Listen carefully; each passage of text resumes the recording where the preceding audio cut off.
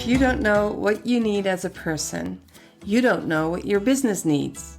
You have to do some work around your personal intentions before you can set your business goals. Hi, welcome to the Pattern Shift podcast, where small businesses in slow fashion get actionable insights and pro tips so that they can grow their business and lead a good life while taking their personal health as seriously as their business growth. I am Saskia de Feiter, serial entrepreneur, artist, designer, marketing and branding expert for the last decade and a half. I've got some health problems and big dreams, and I set out to streamline my business and help you to do the same while we show the world that slow fashion is the way forward. Goals are like stepping stones over a river. As people and as business owners, we can't oversee our whole mission, and so we have to cut it up into goals. And in turn, cut those goals up into actionable steps. This way, we get focused. But before we get down to business goals, we'll look at our personal intentions. While goals are measurable over a certain amount of time, intentions are more of a commitment to a process, as Ryder Carroll, the inventor of the bullet journal, says. Goals are the what, plans are the how, and intentions are the why. Intentions are defined by present actions. The purpose of intentions is to be rather than to arrive. Now, I play many roles at any given day. I'm a mom, a spouse, an entrepreneur, a friend, a student, a teacher, a patient. All these personas need specific attention and specific needs met. If I didn't have a plan of action, I would drown in all the things that are thrown at me. I would be in a state of overwhelm constantly.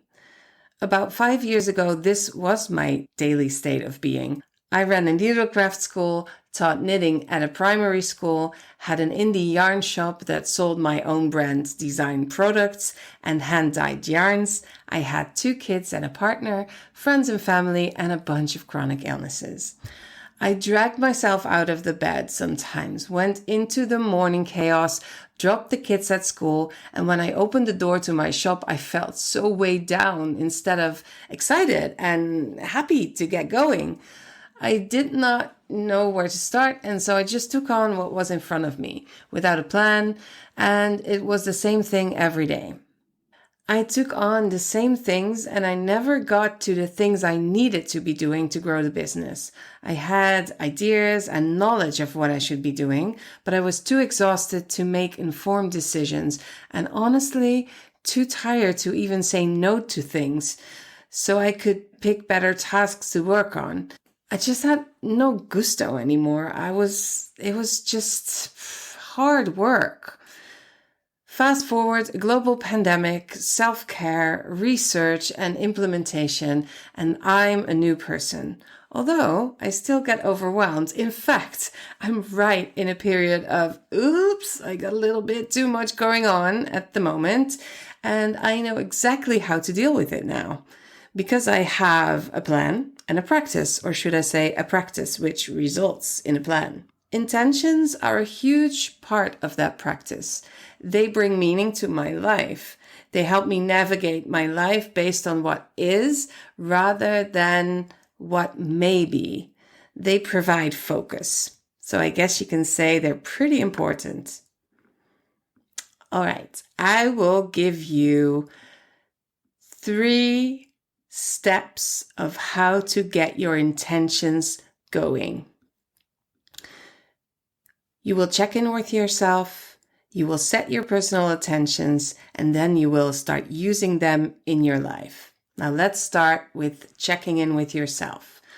So my mind goes in overdrive or it completely quiets down. When the latter happens, I know I'm in trouble.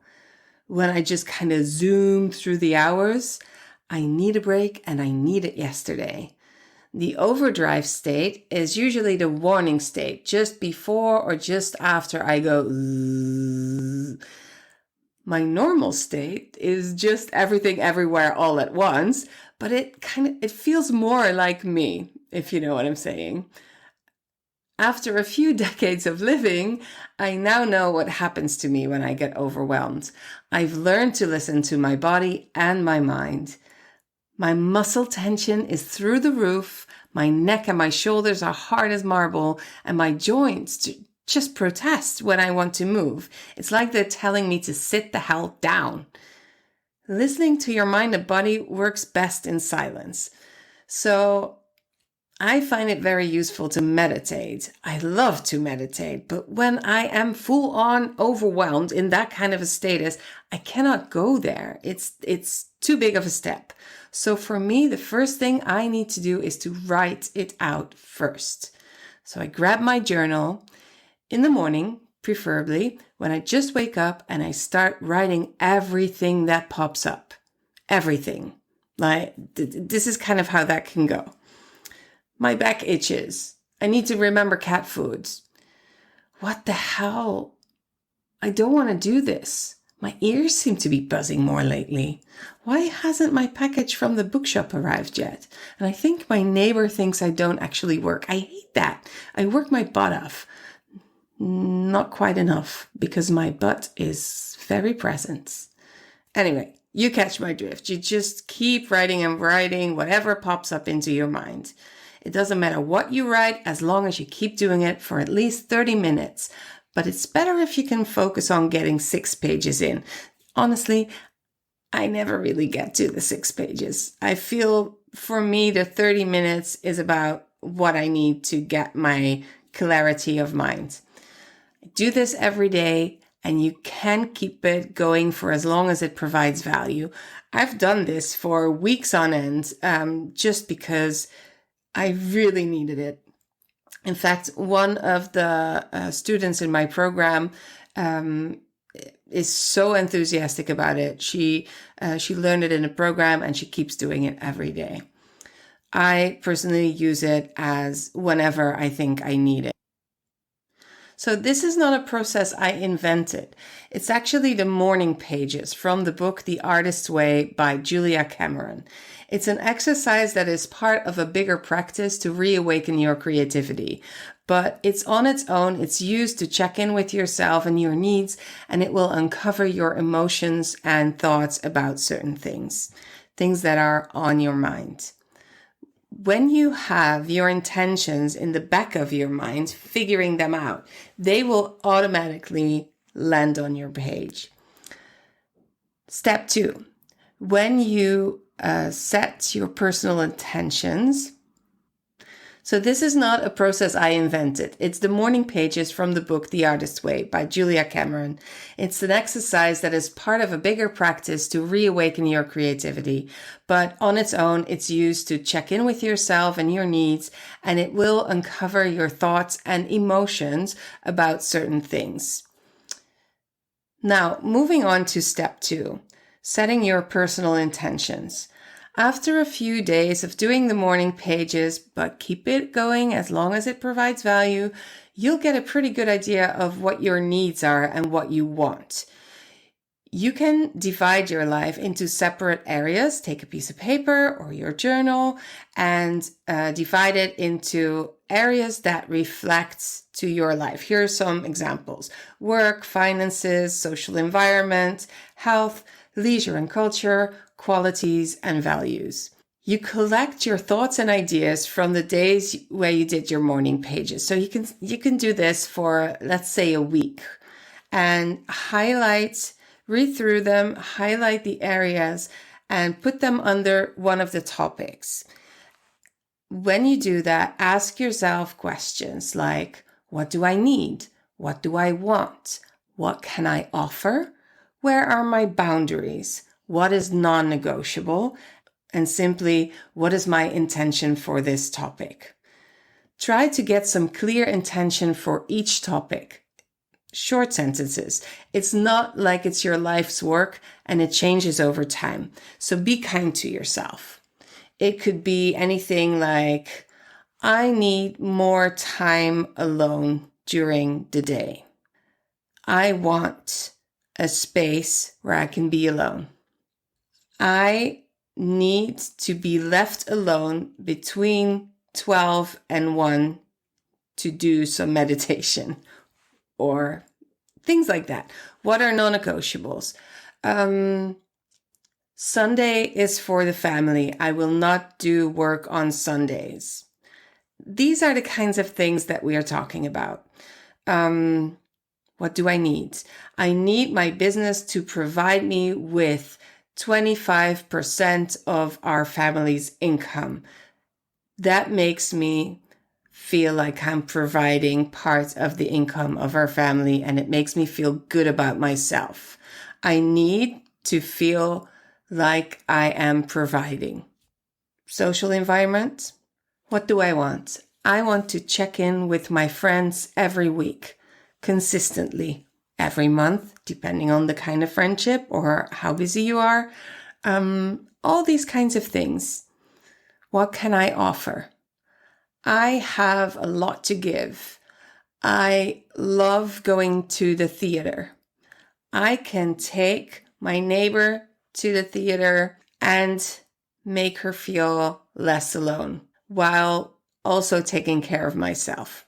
These kinds of things can come up. I'm just making them up as I go along, but just to give you an idea. So short sentences in the end, you can do a lot of writing, but end up with short sentences so you can check in with them regularly. Third part is using these intentions in your daily life. Every day, every week, every month, you can set new intentions. You can go back to the intentions.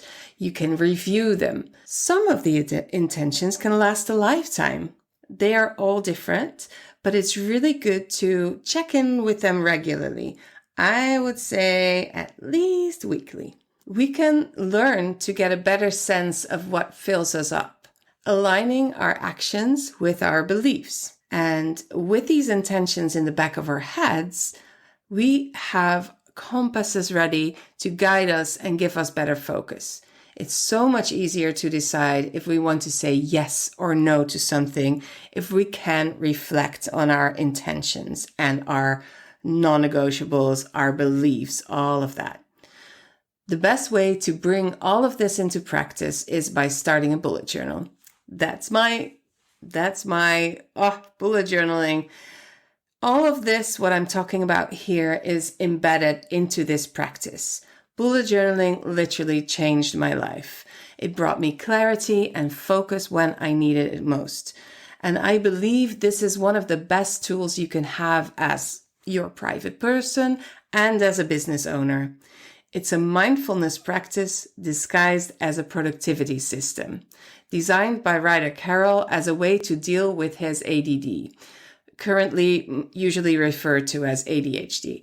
And come on, who doesn't love a thing that has multiple uses? Private, business, put it all together, have some insights, be mindful, like moving along, doing the focus, all of that.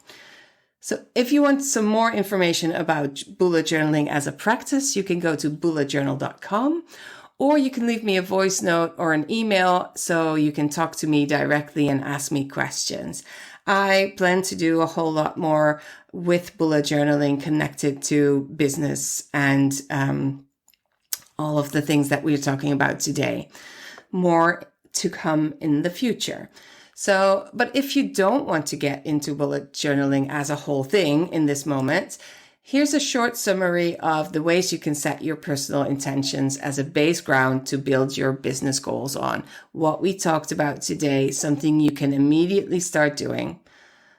Here we go. 1. Check in with yourself by meditating and or journaling long-form style using the morning pages method. 2. Divide your life into separate areas that make sense for you. Go through your notes, highlight the things that pop up, and divide them under the areas, turning them into short sentences that you can refer to. 3. Look at your intentions daily, weekly, monthly, and use them as your guide for navigating your days and taking care of yourself. 4. A healthy and happy person is a better business owner, and your groundwork is done. Building sustainable businesses is also mostly, first of all, about sustaining yourself, your personal happiness and health. I would love to hear about your thoughts and ideas around this episode. Please go to patternshift.fm, leave me a voice message or comment below the show notes. I would love to hear about your thoughts and ideas around this episode. Please go to patternshift.fm and leave me a voice message or comment below the show notes. Do you want more actionable business tips and insights that speak your language? None of that icky businessy lingo, but coming from a slow fashion business expert in bite-sized chunks. Stay a bit longer on patternshift.fm while you're there and sign up for our bi-weekly mails and information about the platform I've built so that makers and sellers can connect and build a solid base against fast fashion because fuck fast fashion, right? Take care and I'll not see you, but you'll hear me next time. Until next time, and remember, every stitch counts as we work together and create a pattern shift for you, your business, the crafters, and the fashion industry.